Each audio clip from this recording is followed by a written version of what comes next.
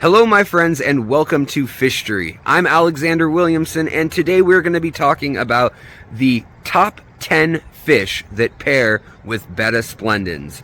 Now, you may be saying to yourself, wait, I thought Bettas had to live alone. And it turns out they don't. They can live in a community tank. They can live with one another in certain situations. And I have other videos on keeping multiple Bettas together.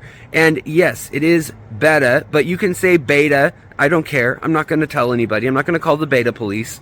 And yes, they can be in a community tank. Contrary to popular belief, they don't need to live in a shot glass their entire life. So let's count off the 10 fish that I think get along best in a community with the Betta splendens, specifically Betta splendens because that is the domesticated Betta. Now, there are many kinds of Bettas. There's longfin and half moon and koi and short fin placots and all sorts. And different fish have different needs, but basically we're going to avoid fish that are going to nip at any of those long fins, and we're going to try to avoid fish that are aggressive enough that they're going to challenge the Betta and then stress it out. And we're also going to avoid little fish that are going to become an hors d'oeuvre on the menu of pairing Bettas with community fish. So I'm going to do something I usually don't do, which is just talk about each of these fish and pairing them with the Betta as quickly as possible so you guys can get on with your day. All right, I'll see you on the countdown.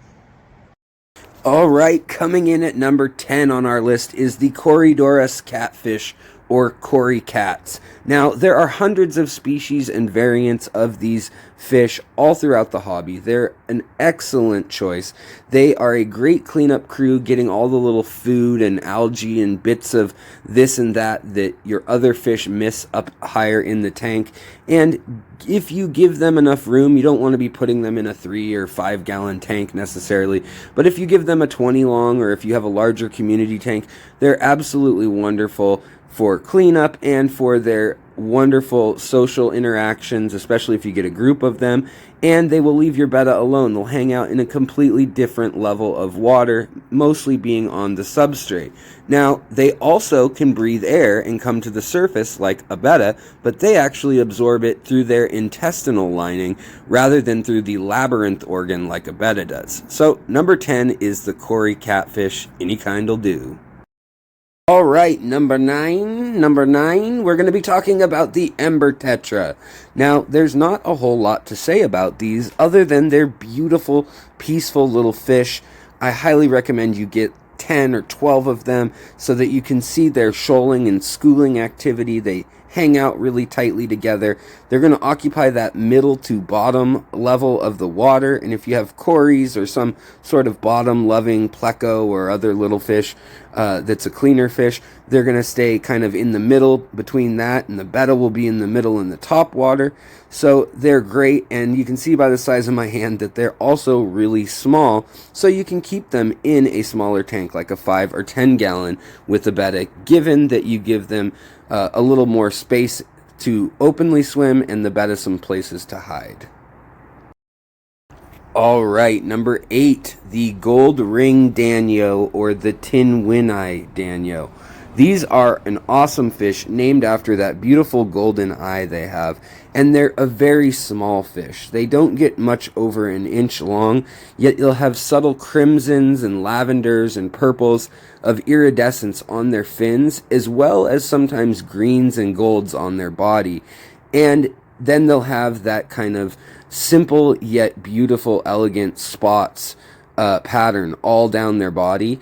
But unlike a zebra Danio or leopard Danio or kythit Danio, they're going to stay smaller, they're far less aggressive, and they put on these fabulous mating display shows almost daily where the males show off their finnage like you're seeing and kind of chase each other around, but they're actually timid enough that they're not going to go right into the space if there's a Betta at the top of the water, but they will occupy the top of the water if there's plants, and they'll occupy the middle and bottom of the water as well. So they're an all-around great nano fish for any tank.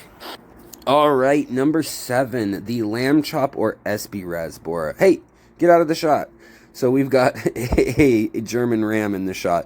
Those nor the Congo tetras with the blue eyes pair well with Bettas. But These little Rasboras sure do, and to mention it while we see them swimming by every now and then, the Colombian Tetras, they're a little bit on the big side, but these little silver tip or lemon Tetras, any of the Hypha Sobercron Tetras will also pair pretty well. But back to the lamb chops. They are a really cool, vivid, and colorful fish that comes from the exact same waters as the betta. So they are a schooling and shoaling fish that it's outgoing and will eat flake food easily, and they'll hang out in the middle to top water, but they will never pester or harm your betta. A great choice. All right, coming in at number 6, we've got the absolutely beautiful Peacock Gudgeon, a tiny little beauty that you can keep in a small group, or you can keep them in a pair. Now, if you're going to keep a pair, you get a female, which will have a yellow belly like the one in the picture here, or the one in the top frame is a male because he's got bigger fins, brighter colors. Now, they will protect the area in which they spawn by flaring their fins and posturing, but they do very little damage, and they're a relatively peaceful fish, other than taking out a few baby shrimp or brand new baby fry. So they are a great match for the betta and a beautiful fish. All right, coming in at number 5 is the elegant yet tiny neon blue Rasbora. Now, these are very similar to a neon green Tetra or a neon blue Tetra for that matter, but even smaller, and they actually come from some of the same waters that a lot of bettas do. They love a tannic or black water tank if you want to set your bettas up with lots of botanicals and leaves, and they will school together. They'll hang out low in the tank or mid-level in the tank, and the more hiding spaces you give these little fish, actually the more of them you will see. If they feel safe around the edges, they'll come out and make themselves known. And they will do absolutely no harm to the betta, yet they're just big enough that the betta is not going to try to eat them either. So they make for a great fish, and they actually come in several different species, including a red coloration from Myanmar, and also green and blues, and even kind of a violet or purple tone sometimes from certain collection points.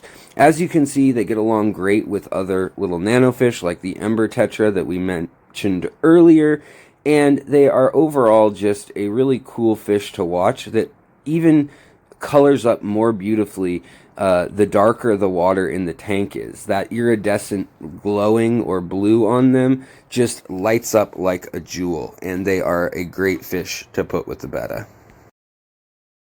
All right, number 4, the Auto Sinkless, the classic cleaning fish of any tank. These guys are great. They come in a bunch of different color forms and morphs that are starting to enter the hobby now, but this is your classic Auto or Odo Sinkless. They are 100% peaceful. Unlike our last fish, they will not harm even the smallest shrimp or fry, and they will delicately clean your plants without ripping them up, and they will eat any soft algae, unlike the betta, which kind of is a slacker when it comes to cleanup. All right, coming in at number 3, the CPD, or the Celestial Pearl Danio. Now, these guys are a nano fish that was only discovered back in 2006 from Myanmar and the Lake Inle Basin of Myanmar, and they are a beautiful, tiny little fish. Look like a mini trout with golden speckles and sometimes a deep blue color when they're in spawning mode. Now, they are very peaceful and sometimes a bit shy, so give them lots of cover and they'll make themselves far more visible knowing that they're safe. Counting them down, number 2 is the Kubotai Rasbora, or the neon green Rasbora. Now, there's also emerald dwarf Rasboras in this shot, as well as some ruby tetras. Also great choices, but the Kubota or neon green Rasbora is absolutely a beautiful fish, and it lives in the same waters as bettas as well. So it can love those acidic and tannic waters. It has that beautiful iridescence, and that green is just a very unusual color to see.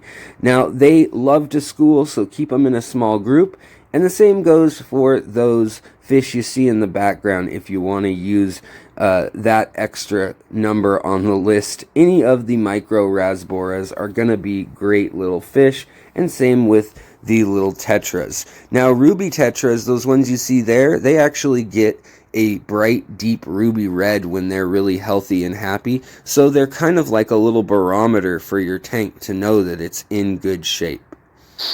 Number 1, we've finally made it, the purple tetra, Hyphosobricon Metae. Now, I know what you're thinking. These are not purple.